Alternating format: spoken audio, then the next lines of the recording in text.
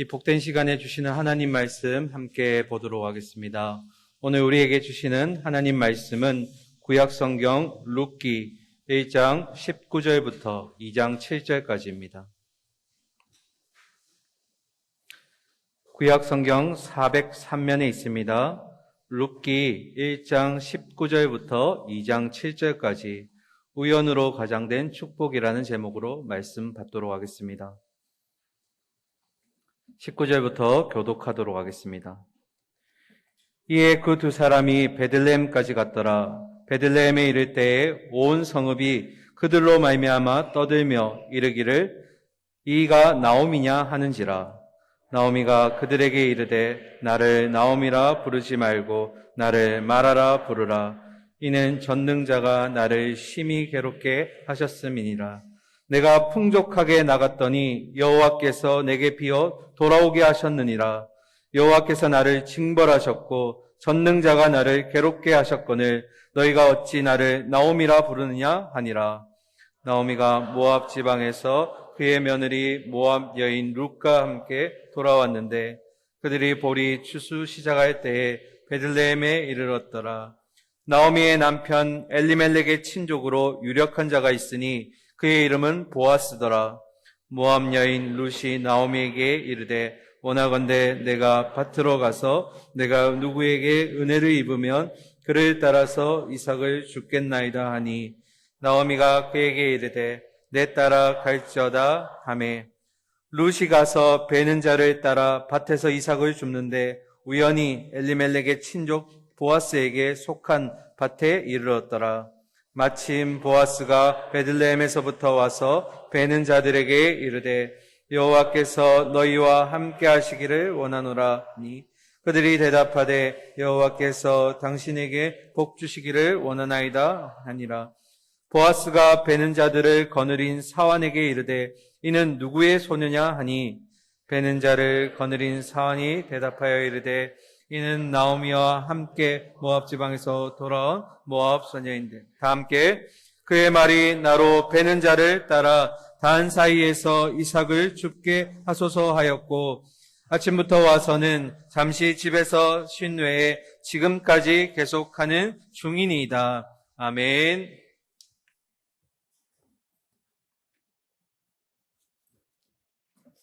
할렐루야. 우리 옆에 분들에게 이렇게 인사하겠습니다. 가정 같은 교회, 교회 같은 가정을 만듭시다. 이렇게 인사하겠습니다. 가정 같은 교회, 교회 같은 가정을 만듭시다. 할렐루야. 여러분, 예배 드릴 때 저 타워가 있는데 타워는 신경 쓰지 마십시오. 저희가 지금 음향, 영상 이 교체 작업을 하다 보니까 이게 한 3주에서 한 달 정도 걸리거든요. 근데 그 작업을 하다 보니까 중간에 철수하는 게 어려워서 임시로 해놓은 겁니다. 그런 생각을 해봤어요. 여러분, 부산이 얼마나 중요한 도시냐면요. 우리나라에서 예배가 시작된 이래로 그 6.25 동란 때도 끊어지지 않았던 예배를 드렸던 곳이 어딜까요? 부산입니다. 부산만이 유일하게 예배를 끝까지 지켰던 곳이고 부산은 피난민이 내려왔지 피난을 가지 않았잖아요. 그러니까 이곳에서 모든 이 6.25 전쟁의 모든 동란이 끝이 났던 지역이고 그런 의미에서 우리가 오늘 예배 드리는 것은 진짜 하나님께서 주시는 귀한 은혜의 축복인 줄로 믿습니다. 영혼에서 샘솟는 아름다운 이야기라는 책이 있어요. 이 책에 보면 넬슨 라몽트라는 사람의 간증이 실려 있는데 이 사람 되게 대단한 사람이었던 것 같아요. 그러니까 사업도 잘하고 근데 이제 이 성격 자체가 너무 한량인 거예요. 그러니까 한량이 뭔지 아시죠? 놀고 먹기 좋아하는. 근데 부자다 보니까 이제 한량으로 이렇게 지내는 게 좀 무료했던가 봐요.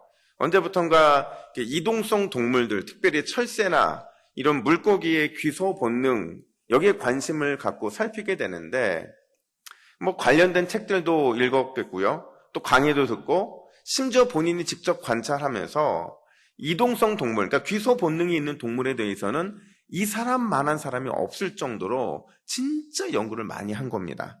근데 여기에서 멈췄어야 되는데 거기에 멈추지 않고 그냥 그런 동물들을 사냥하고 낚시하면서 그걸 자기네 집에다 박제하는 것을 갖다 놓는 거예요. 그러니까 그의 집에 가면 언제나 이런 이동성 동물들, 규소 본능이 있는 동물들에 대한 박제가 참 많이 있었는데 그걸 늘 자랑하기를 일삼았다는 거예요. 이제 하루는 친구가 와서 그 집을 방문했는데 자기네 집에 있는 이만한 이 연어를 가리키면서 이렇게 얘기하는 거예요. 자네 이 연어가 보이나? 이걸 내가 알래스카 어느 그 급류를 거슬러 올라가는 그 놈을 내가 잡은 거야. 내가 곰도 아닌데. 이 녀석들은 강에서 알을 깨고 나와서 거기서 3년을 자라다가 민물에서 다시 바다로 나가서 수정을 하고 다시 알을 낳기 위해서 민물로 돌아온단 말이야. 야, 어떻게 그 길을 정확하게 알지? 참 신기해. 그리고 또 다른 박제안을 보여주는데 그 박제는 찌르레기라는 새예요. 이 새가 얼마나 대단하냐면요. 눈 가리개를 하고서 8,000m나 떨어져 있는 곳에 갖다 놔도 집으로 돌아온다는 거죠. 내가 이걸 갖고 있다는 거예요. 또 제비는 얼마나 대단하냐면 8,000km예요. 8,000km를 오가면서 정확하게 자기가 있어야 될 곳을 아는 게 바로 제비라는 겁니다. 이 제비도 자기네 집에 있다라는 거예요. 이렇게 참 많은 사람들이 올 때마다 자기가 얼마나 이 해박하고 또 얼마나 이 해박한 지식에 근거해서 이런 이 박제들을 갖고 있는지를 자랑을 하기 시작해요. 근데 어느 날부터인가 그가 자꾸 악몽을 꾸기 시작하는 겁니다. 근데 이 악몽을 꾸는데 꿈에 나타나는 것이 자기가 박제했던 동물들이었던 거예요. 그 동물들이 나타나서 매일같이 똑같은 질문을 해대는데 그 질문이 뭐였냐면 나는 고향으로 가는 길인데 당신은 어디로 가는 중입니까? 라는 거예요. 이 연어가 나타나서는 꿈에서 나는 고향으로 가는 길인데 당신은 어디로 가는 중입니까? 또 수많은 찌르레기들이 등장을 해가지고 우리는 고향으로 가는 길인데 당신은 도대체 어디로 가는 중입니까? 제비도 심지어 하늘과 구름과 바람과 시냇물도 그의 꿈에 나타나서 똑같이 질문하는 거예요. 우리는 고향으로 가는 길인데 당신은 어디로 가는 중입니까? 결국 이 질문 때문에 그가 예수님께로 돌아오는 자기의 가야 할 그 고향이 예수님이라는 사실을 발견하고 그 고향으로 돌아오는 그런 간증의 얘기를 담고 있는 겁니다. 여러분 오늘 본문에 보면 똑같은 질문을 받은 한 사람이 있습니다. 바로 나옴입니다. 흉년 때문에 베들레헴을 떠날 때부터 그리고 모압에서 10년이라는 세월을 보내면서 그는 늘 반복해서 마음에 들렸던 소리가 있어요. 특별히 그가 모압 땅에서 엄청난 고난을 받았잖아요. 남편 엘리멜렉이 죽은 이후에 그리고 마지막 희망이라고 말할 수 있는 두 아들 말론과 기론이 죽임을 맞이했을 때 그 소리는 더 강하고 크게 들렸다는 거예요. 그 소리가 뭐냐면 당신과 당신의 가족은 지금 어디로 가는 중입니까? 라는 마음의 소리였다는 겁니다. 이 마음의 소리로 번민하고 힘들어하고 있을 때에 그녀에게 들려온 소식이 있었습니다. 우리가 지난주에 살펴보았던 6절 중반절을 보면 여호와께서 자기 백성을 돌보시사 그들에게 양식을 주셨다 함을 듣고 여러분 지난주 설교 기억나세요? 이 6절이 가장 중요한 핵심이었는데 여호와께서 자기 백성을 돌보시사라는 이 돌보시사라는 단어가 무슨 의미라고 그랬죠? 하나님께서 하나님의 신발 소리, 발자국 소리 기억나시죠?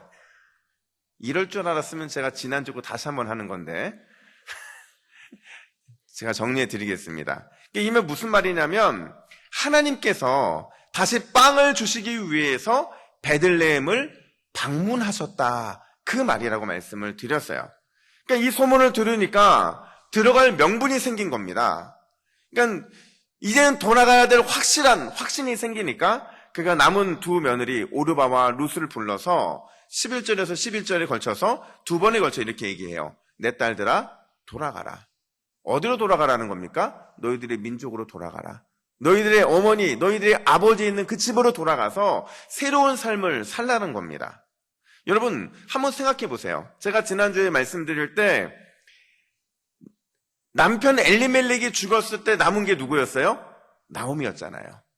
또 두 아들 기론과 말론이 죽었을 때 남은 게 뭐였어요? 나오미와 모압 두 며느리였잖아요. 그러니까 남았다라는 건 축복이라고 말씀을 드렸잖아요.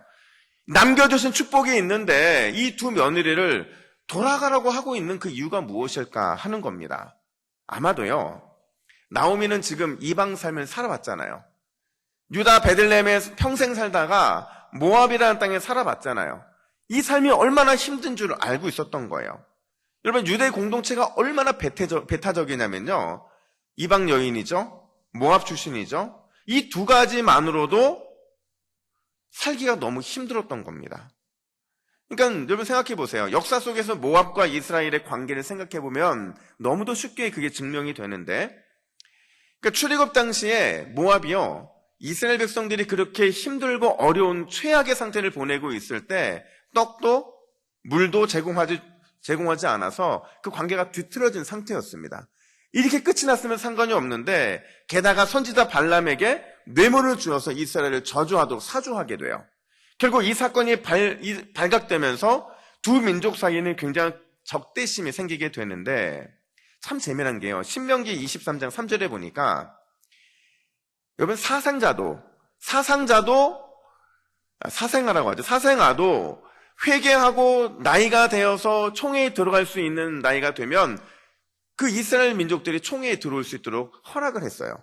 근데 개종해도 절대 총회에 들어올 수 없는 민족이 있었는데, 율법으로 규정된 민족인데, 그 민족이 누구냐면 바로 모압 족속이었습니다.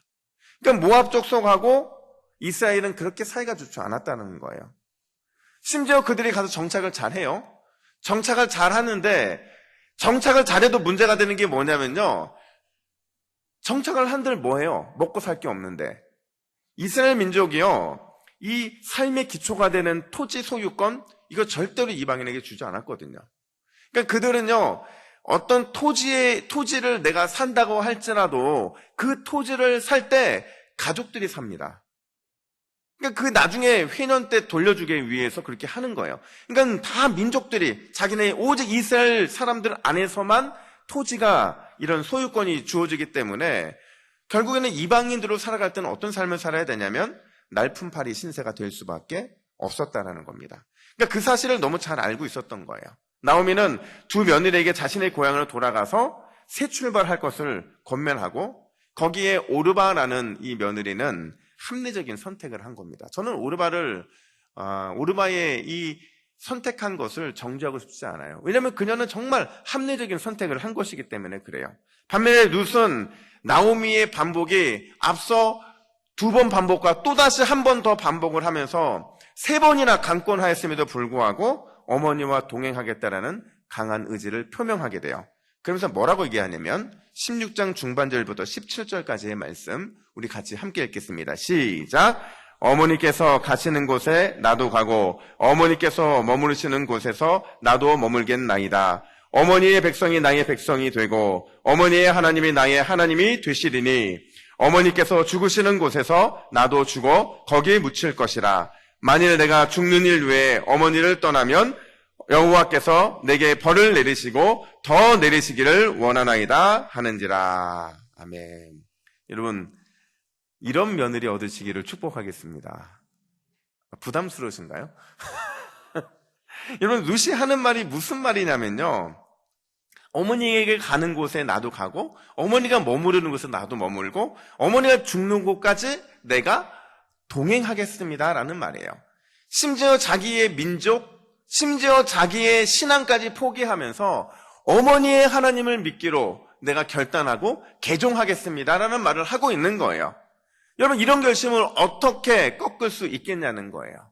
근데 참 대단한 게요, 여러분, 룻의 이 고백이 오늘 본문에서 아주 놀라운 반전으로 나타나게 된다라는 거예요.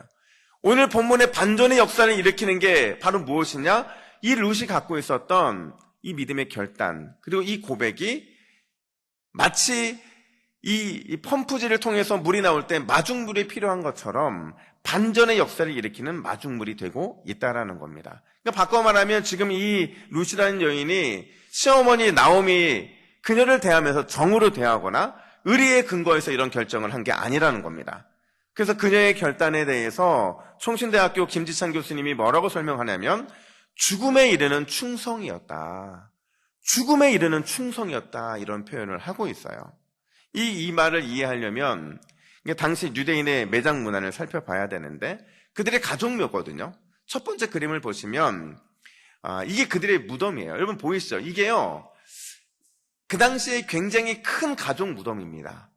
예수님이 십자가 못 박히시고 장사되었던 그 무덤은 저것보다 훨씬 작아요.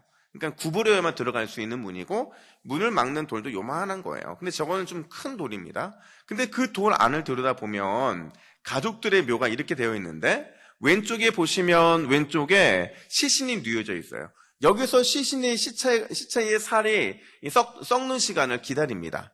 그리고 나서 시체가 다 부패하고 뼈만 남게 되면 그 뼈들을요, 오른쪽에 있는 바닥에 널브러져 있는 뼈들 있잖아요. 이게 자자손손 이렇게 차곡차곡 쌓이는 겁니다. 그렇게 함으로 인해서 죽어서도 가족은 헤어지지 않는다는 그 의미를 담아서 가족들의 뼈를 함께 모아놓고 있다라는 겁니다. 지금 룻이 어떤 고백을 하고 있는 줄 아세요? 죽는 곳에도 내가 어머니와 함께 하겠다는 이 고백은 내가 뼛속까지 이스라엘 백성이 되겠다라는 겁니다. 진짜 하나님의 백성으로 살겠다라는 다짐을 하고 있는 거예요. 여러분, 이렇게 죽음에 이르는 충성을 한 룻, 그리고 하나님의 신발 소리를 들은 나오미에게 오늘 본문은 아주 놀라운 두 가지 반전을 준비하고 있다는 사실이에요. 진짜 하나님 나라의 백성으로 살겠다는 다짐을 하고 있는 룻, 하나님의 신발 소리를 듣고 돌아가기로 결단을 하고 돌아온 이 나오미의 선택, 과연 그들을 기다리고 있는 그 반전의 드라마, 그 놀라운 반전은 무엇일까 하는 겁니다. 두 가지인데, 첫 번째로 이 첫 번째 반전은 바로 은혜의 밭이었다라는 거예요. 여러분, 오늘 본문을 보면 나오미의 관점과 룻의 관점이 확연히 이게 나뉘어지게 되는데, 1장 후반부에 속하는 19절부터 21절을 보면 나오미의 관점이 등장을 해요. 근데 여기에서 핵심은 뭐냐면, 나오미가 돌아오고 나서 사람들한테 나를 나오미라 부르지 말고 뭐라 부르라고 그래요? 마라라 이렇게 부르라고 말을 해요. 근데 이 말은 뭐냐면 일종의 원망입니다. 그러니까 항의를 하고 있는 거예요. 원래 이름은 나오미거든요. 기쁨, 아름다움, 사랑스러움이라는 의미를 갖고 있는 이 이름인데, 모든 세월을 지난 후에 자신의 인생을 딱 돌아보니까 남은 게 고난밖에 없는 거예요. 남은 게 황폐함밖에 없는 겁니다. 우리가 지난 시간에 살펴봤던 단어로 표현하자면 흉년인 거예요. 그 인생에 남은 것이 흉년이다 보니까 그 남은 흔적 가운데 얻은 결과가 마라, 괴로움, 슬픔, 우울함의 연속이었다는 것을 이름으로 표현하고 있는 겁니다. 그녀는 지난 10년 동안의 삶을 어떻게 정의하느냐, 여러분 21절 말씀을 보세요. 21절입니다. 같이 읽습니다. 시작. 내가 풍족하게 나갔더니 여호와께서 내게 비어 돌아오게 하셨느니라.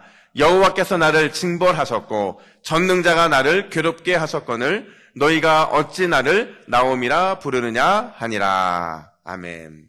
여러분, 주목해야 되는 표현이에요. 나오미가 내가 풍족하게 나갔대요.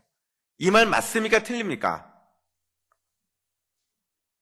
다시, 지금 21절 처음에 나오미가 과거를 10년 전을 회상하면서 내가 풍족하게 나갔대요. 이 말이 맞아요? 틀려요? 틀리죠. 왜냐하면 그들이 모압으로 간 이유가 뭐예요? 흉년 때문이었잖아요. 근데 지금 그때가 풍족했다라는 얘기는 바꿔 말하면 그때보다 지금이 더 못하다는 거예요. 그나마 지금 생각해보니까 그때는 그게 풍족했다는 거예요. 근데 지금은 훨씬 더 비참한 상태로 돌아오게 되었다라는 겁니다. 그러니까 나오미의 관점으로 보면 한마디로 괴로운 인생이었고 하나님의 은혜가 완전히 끊어져서 소망조차 없는, 그렇죠? 남자들이 다 죽었으니까 소망조차 없는 영적 불임의 인생, 그 인생이 바로 나오미의 관점으로 본 자기의 인생이었다라는 겁니다. 그렇다면 룻은 어떻습니까? 여러분, 실제로 나오미가 마주하고 있는 지금 현실이 더 비참할까요? 룻이 마주하고 있는 현실이 더 비참할까요? 룻이 더 훨씬 비참합니다. 여러분, 생각해 보세요. 모함 사람이었죠? 여자였죠? 이스라엘 땅에 아는 사람 하나도 없죠? 게다가 부양해야 될 시어머니 계시죠? 여전히 먹고 사는 문제가 해결되지 않은 상태였잖아요. 얼마나 그 인생이 더 어렵습니까? 더 비참합니까? 근데 여러분, 그녀가 붙잡고 있는 것이 있었는데, 그녀가 입만 열면 하는 그 단어가 뭐였냐면 바로 은혜라는 단어예요. 이거를 히브리어로 헨이라고 하는데, 우리 2절 말씀을 읽겠습니다. 2절 같이 읽습니다. 시작.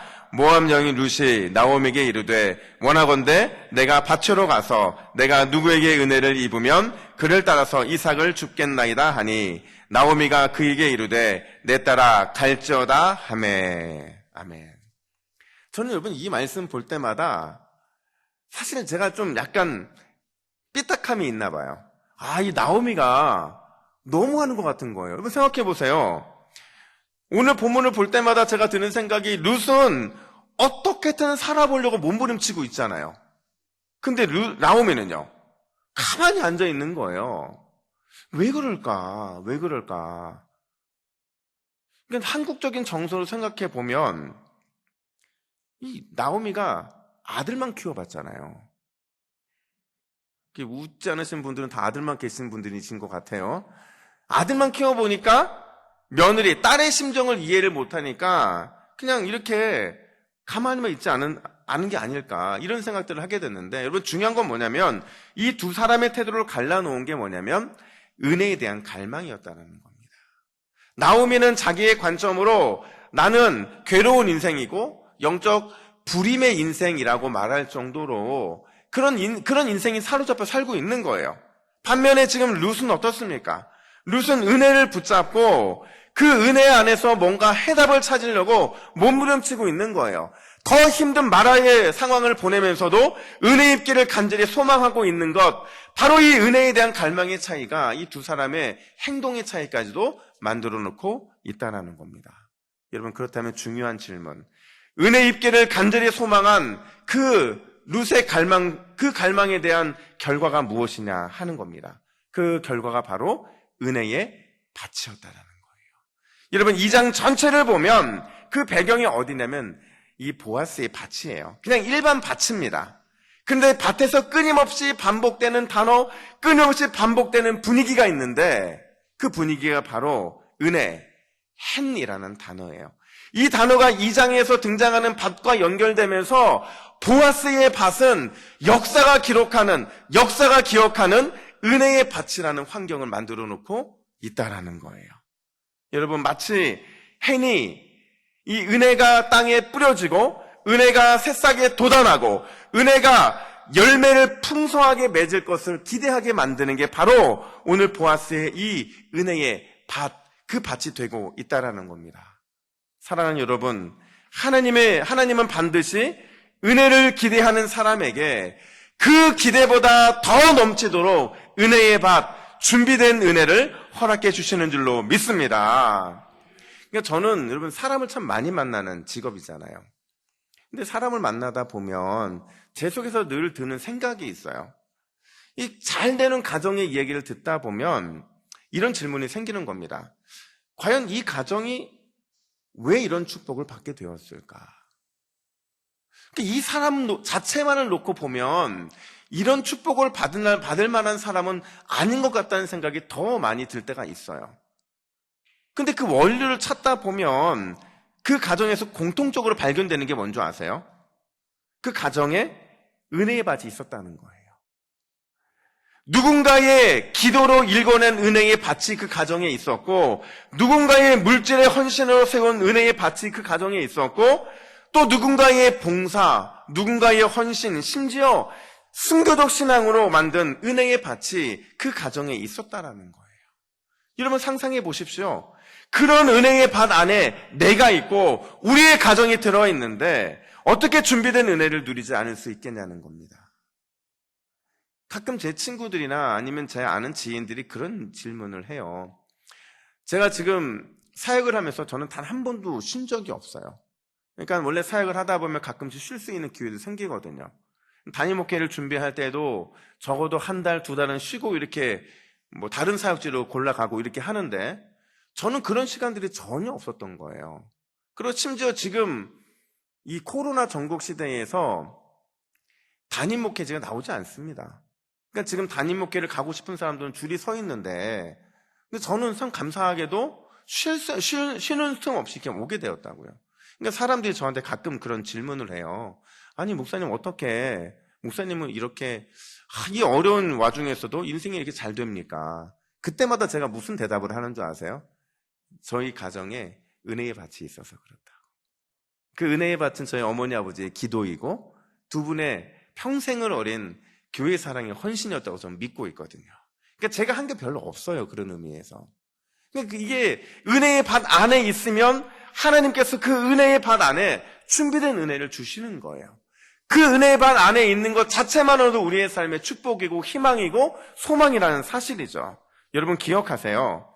콩 심은 데 콩이 나게 하고 팥 심은 데 팥이 나게 하시는 분, 그게 바로 하나님이시라는 거예요. 절대로 콩 심은 데 팥이 나고 팥 심은 데 콩이 나지 않는다는 겁니다. 고린도후서 9장 6절은 이렇게 말합니다. 이것이 곧 적게 심은 자는 적게 거두고 많이 심은 자는 많이 거둔다 하는 말이로다. 아멘. 여러분, 오늘 우리가 은혜의 밭을 받잖아요. 은혜를 더 많이 기대하는 저와 여러분 되기를 간절히 축복합니다. 은혜의 삶을 밭에 뿌리고 밭에 뿌려진 은혜를 잘 일굼으로 인해서 그 일굼 통해서 그런 우리의 가정, 그런 우리의 삶에 준비된 은혜, 풍성한 은혜의 밭, 풍성한 은혜의 소출을 주님께서 허락해 주실 것을 기대하는 저와 여러분 되기를 예수님의 이름으로 축복합니다. 뿐만 아니라 두 번째 반전은 뭐냐면 바로 우연과 마침이라는 은혜였다는 거예요. 사실 이게 오늘 본문의 핵심입니다. 여러분, 우연과 마침이라는 이 두 단어는 사실 상극이에요. 어울리지 않는 단어라는 거예요. 왜냐하면 우연이라는 것은 뜻하지 않게 일어난 일, 즉 인과관계가 없는 일종의 이 세상 사람들이 자주 사용하는 표현이거든요. 반면에 마침이라는 건 뭡니까? 온 타임, 정확한 하나님의 섭리에 따라서 이루어지는 시간, 그게 바로 마침이라는 단어이거든요. 근데 우연과 마침이 어떻게 하나가 될 수 있냐는 거예요. 근데 놀랍게도 오늘 본문에 이 두 단어가 같이 쓰인다는 거예요. 우리 3절부터 4절 상반절까지 같이 읽습니다. 시작! 룻이 가서 베는 자를 따라 밭에서 이삭을 줍는데 우연히 엘리멜렉의 친족 보아스에게 속한 밭에 이르렀더라. 마침 보아스가 베들레헴에서부터 와서 베는 자들에게 이르되. 아멘. 여러분 보이세요? 우연히와 마침이라는 이 두 단어가 지금 3절과 4절의 기록이 같이 되어 있는데 원문을 보면 지금 나오미의 태도를 되게 재밌게 표현해주고 있어요. 3절에 보면 이렇게 표현하고 있거든요. 그녀는 갔다, 그리고 도착했다, 그리고 이삭을 주었다. 자 보세요. 그녀는 갔다, 그녀는 도착했다, 그리고 거기에서 이삭을 주었다. 지금 이게 뭐냐면요, 1년에 그냥 일상생활이 진행이 되는 겁니다. 룻의 입장에서는 마치 아무도 모르는 것처럼 자신의 일에 집중하고 있는 그 사람처럼 묘사가 되고 있다는 거예요. 룻은 진짜 우연히 스스로 인식하지 못한 채 보아스의 그 밭에서 일을 했다라는 겁니다. 반면에 더 놀라운 건 뭐냐면요, 룻이 보아스의 밭에서 우연히 일하고 있는 바로 그때에 보아스가 베들레헴 자신의 밭에 도착을 했다라는 거예요. 4절을 원문 그대로 번역하면 이렇습니다. 보라! 보아스가 이제 막 베들레헴 자신의 밭에 도착했다. 언제요? 우연히 룻이 보아스의 밭에 있을 때 마침 하나님께서 보아스를 그곳에 보냈다, 이런 표현을 하고 있는 겁니다. 그런 의미에서 여러분, 마침은 우연히 더 이상 우연이 아님을 드러내주는 표현이라고 말할 수 있어요. 여러분, 이 세상에서 인간의 눈으로 볼 때는 그것이 마치 우연처럼 보일 때가 많다는 거예요. 하지만 믿는 자의 삶에 나타난 우연은 반드시 하나님의 섭리 가운데 이루어진 마침이 된다라는 사실입니다. 그런 의미에서 우연은 우리의 삶의 현장에서 경험하는 하나님의 특별한 은혜인 줄 믿습니다. 우연은 우리의 삶에서 복두시기를 간절히 원하는 하나님의 세밀한 손길인 줄로 믿습니다. 여러분, 그렇다면 누가 우연을 가장한 이 마침이라는 하나님의 놀라운 축복을 누리게 되느냐 하는 거예요. 3절 상반절을 다시 보세요. 룻이 가서 베는 자를 따라 밭에서 이삭을 줍는데 이렇게 말하고 있어요. 룻이 가서 베는 자를 따라 밭에서 이삭을 주었다 이렇게 말하고 있다는 거예요. 누가 이런 은혜와 축복을 경험하냐면 믿음의 마음으로, 믿음의 눈으로 보잘것없어 보이는 내 인생의 밭, 우리 가정의 밭, 우리의 미래의 밭에 나가서 이삭을 줍는 사람이 우연을 가장해서 임하는 마침이라는 축복을 누리게 된다라는 거예요. 여러분, 한번 10년이 지나고 20년이 지나고 뒤돌아가서 내 인생을 돌이켜보세요. 하나님의 우리의 인생에 얼마나 많은 마침의 이런 가능성들을 곳곳에 숨겨놓는지 모릅니다. 우리 인생을 현미경처럼 들어보지 말고 좀 멀리서 쳐다보면 곳곳에 하나님께서 가능성의 이런 마침의 축복들을 다 숨겨놓고 설정해 놓아서 비록 우리는 그게 하나님의 가능성의 축복들, 마침의 축복들이라는 사실을 못 누리고 지나치지만 시간이 지나고 나면 보니까 성취된 이후에 그 모든 것들 속에서 우연을 가장한 하나님의 축복이자 은혜가 있다는 사실을 고백하게 된다라는 거예요. 누가 이런 것을 경험하느냐? 밭에서 보잘것없어 보이는 그 밭, 인생 밭에서 우리의 가정에서 우리의 미래에서 이삭을 줍는 사람이 이런 축복을 누리게 된다라는 겁니다. 여러분, 저는 그리스도인들이 이 소감을 말할 때 참 많은 감격을 느껴요. 어느 때는 이렇게 기독교인 연예인이 연예 대상에 나와서 뭔가 하나님의 이름을 높이는 이런 얘기 들을 때 막 가슴이 찡하거든요. 근데 제가 지금도 기억하는 게요. 2008년도 MBC 연기 대상, 그때 대상을 누가 차지한 줄 아세요? 알면 안 되죠. 성경도 잘 모르는데 그런 걸 알고 있으면 안 되죠. 근데 저는 알아요. 왜냐면 그때 그 배우의 인터뷰가 저한테는 너무나도 충격적이었던 이야기 때문에 그래요. 그 당시에 연기 대상을 수상한 탤런트가 김명민 씨였는데 김명민 씨가 뭐라고 대답을 하냐면 하나님께 감사드립니다. 저에게 연기할 수 있는 달란트를 주셨는데 조금 모자라게 주셔서 늘 노력하게 하시고 또 열심히 하게 하셔서 감사드립니다. 이 말이 무슨 말인 줄 아세요? 보잘것없어 보이는 내 인생을 주셔서 그 인생 밭에 나가서 이삭을 주울 수 있는 은혜를 주셔서 감사합니다. 그 말을 하고 있는 겁니다. 모르겠어요. 김명민 씨가 얼마나 믿음의 사람이고 또 룻기를 얼마나 잘 이해하는지는 모르겠지만 그가 갖고 있는 이 생각이 그렇게 이런 고백을 할 정도의 생각을 한다면 이 사람은 분명히 믿음이 특별한 사람이라고 저는 믿습니다. 사랑하는 믿음의 동역자 여러분, 우리의 삶에서 부족해 보이고 모자라 보이는 모든 것들은 우연을 가장한 하나님의 마침의 축복이 될 줄로 믿습니다. 그런 의미에서 고난, 인생의 고난과 인생의 흉년은 우리 인생의 영적인 스승이 된다라는 거예요. 우리 인생 밭에 나가서 이삭을 주울 때 그 밭은 은혜의 밭으로 변화될 것이고 그 밭에서 우리는 하나님의 마침의 은혜의 축복을 누리게 될 것이기 때문에 그렇다는 겁니다. 여러분 기억하세요. 부족해 보이고 모자라 보이는 이 모든 것들은 우리에게 반드시 우연을 가장한 하나님의 마침의 축복으로 돌아오게 될 줄로 믿습니다. 이 소망으로 이번 한 주도 승리하는 저와 여러분 되기를 예수님의 이름으로 축복합니다. 기도하겠습니다. 하나님 아버지, 오늘도 우리에게 소망의 말씀을 주시니 감사합니다. 우리의 삶의 현장은 비록 부족해 보이고 또 모자라 보이지만 믿음의 눈으로 우리 각자의 인생밭에 나가 이삭을 주울 때 반드시 은혜의 밭으로 변화될 줄로 믿습니다. 반드시 그 밭에서 우연을 가장한 마침의 축복을 누리게 될 줄로 믿습니다. 이번 한 주도 그 믿음으로 승리하게 하여 주시옵소서. 이 모든 말씀 우리의 유일한 소망이 되시는 예수 그리스도의 이름으로 기도하옵나이다. 아멘.